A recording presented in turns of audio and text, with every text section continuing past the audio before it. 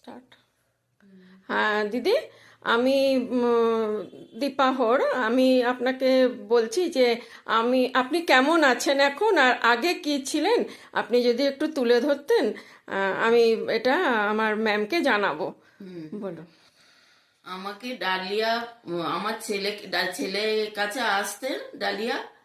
তার থেকে পরিচিত হওয়ার পরে তখনই ডালিয়াকে সবটা বলে যে আমার মা এরকম শরীর খারাপ। তখন ডালিয়া এক ট্রেনারকে পাঠান, তার নাম হচ্ছে দীপা। তার দীপা দিয়ে এসে আমাকে করাচ্ছেন।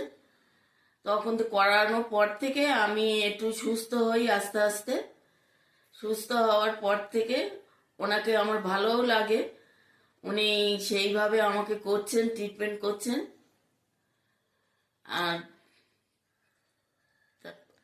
আপনি কোথায় থাকেন দিদি? আমি মানে বারাসাত কালিকাপুর থাকি। আচ্ছা। হ্যাঁ, আপনি মানে আমি যে আপনার হ্যাঁ, ওপর যে সেবা দানটা করি, হ্যাঁ, অর্থের বিনিময়ে যাই হোক, কিন্তু হ্যাঁ, আপনি কি তাতে বেনিফিটেড তো?